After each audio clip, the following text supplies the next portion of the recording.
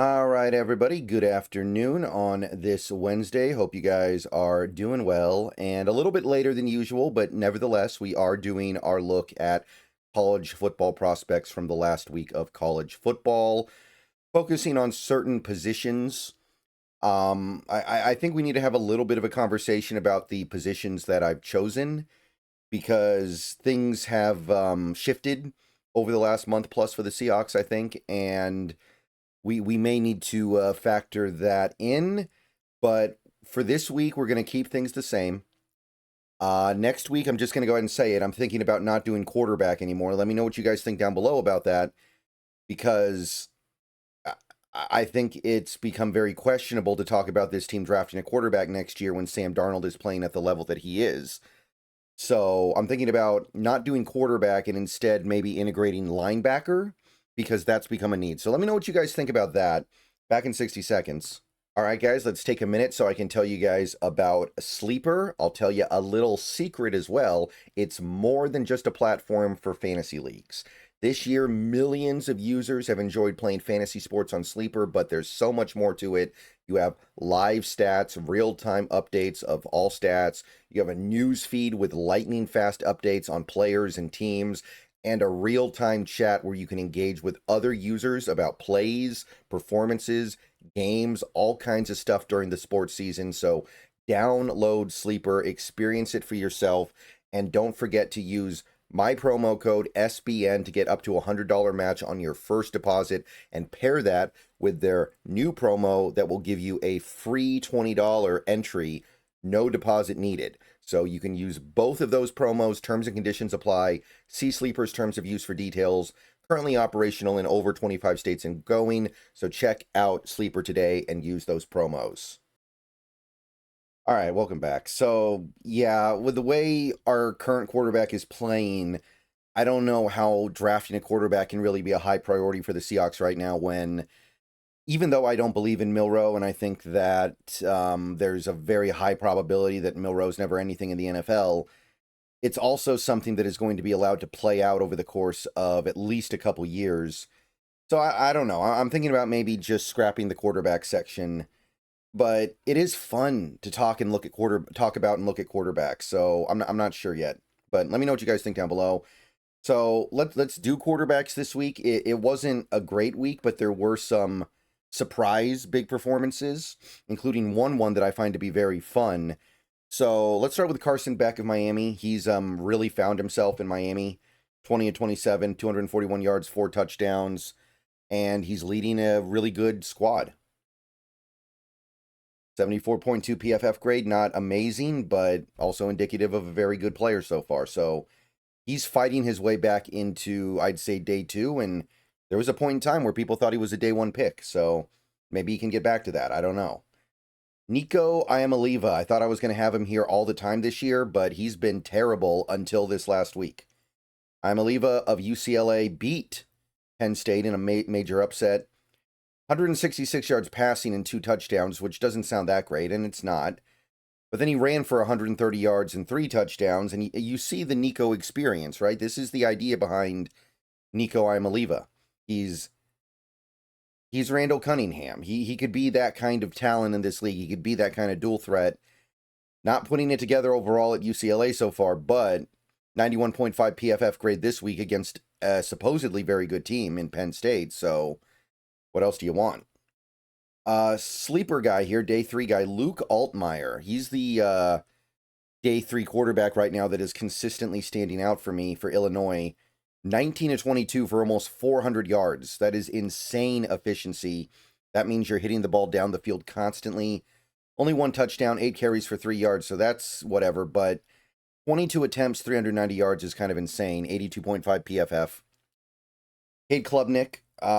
Obviously, he's been a big disappointment this year. Obviously, Clemson has been a big disappointment this year, but he did get back on track this week. Almost a perfect game.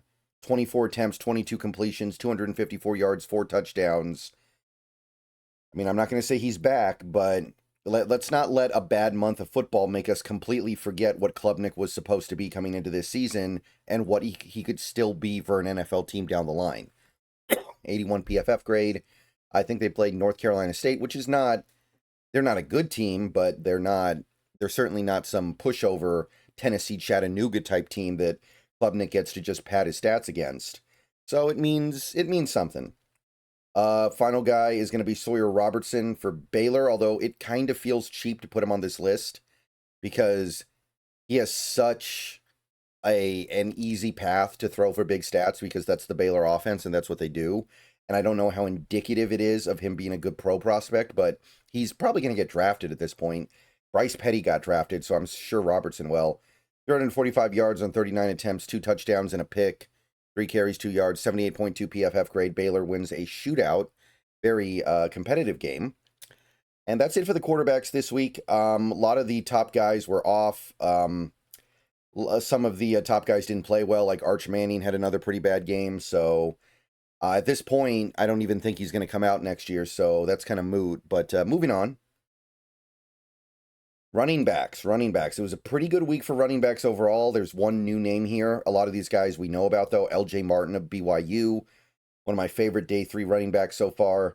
Consistently producing a lot every single week. Had over 110 yards from scrimmage and 2 touchdowns, 64.9 PFF.